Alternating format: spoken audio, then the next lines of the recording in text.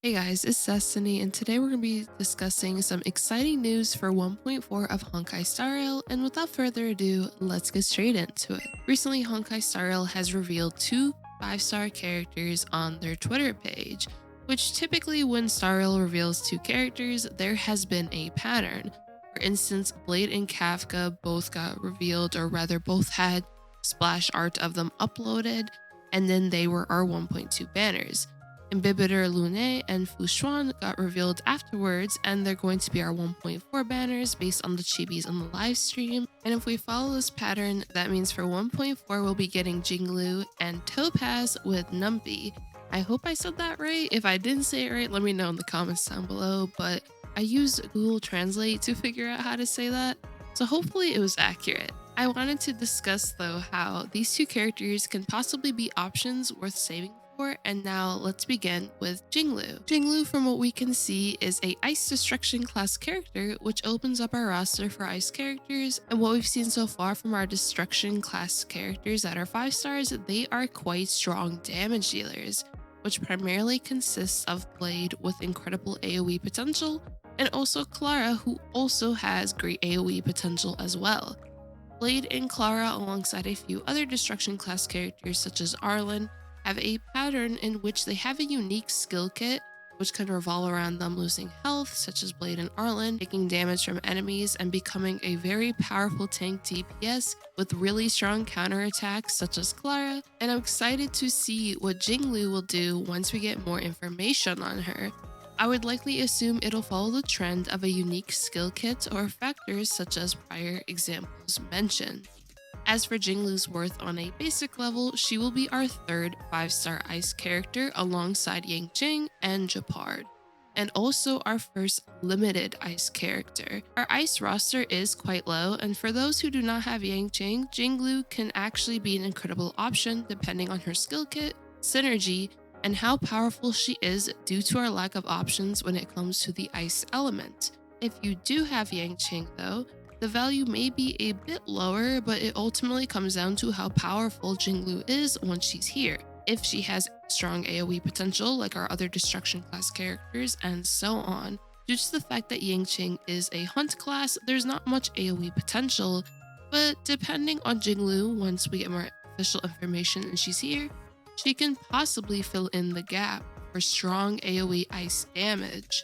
Also, before we carry on, I wanted to ask you guys, what's your favorite season? Mine is autumn, and I've been enjoying the new September autumn boxes from Tokyo Treat and Sakura Co.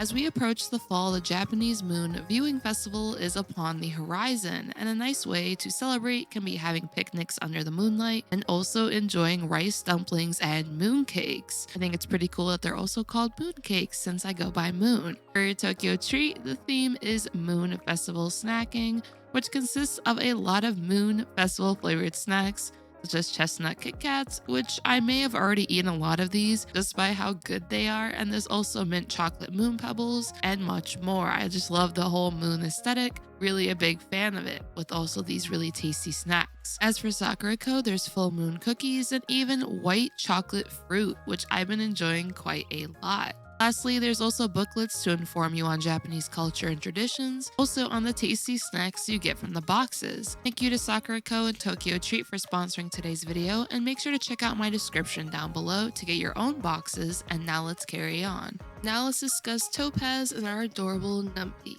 Honestly, the fact that these two come in a pair makes it tempting alone to save and pull for Topaz. They're just so cute. We did get a decent amount of information on Topaz's backstory, which is Topaz is part of the Strategic Investments Department in the Interastral Space Corporation. Say that 10 times fast. And leader of the Special Debts team. Her partner Numpy, which is a warp trotter, can locate where riches are, and it can help and do various jobs or tasks involving security, debt collection, and much more.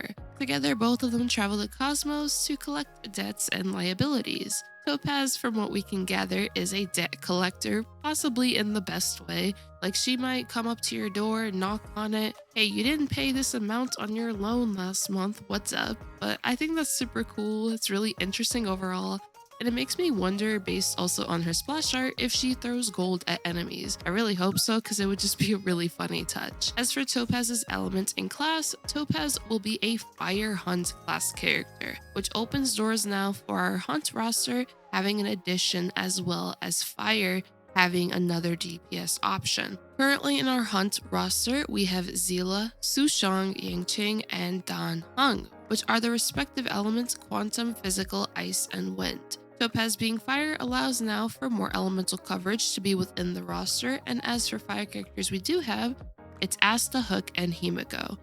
Topaz being a Fire Hunt class character allows her to be unique within her elemental roster, which of course is Fire, and she could definitely be a good option for those who like the Hunt class and also lack a strong Fire DPS. I wonder if Topaz and Numpy will be like a Clara and Savra case, in which case they fight together.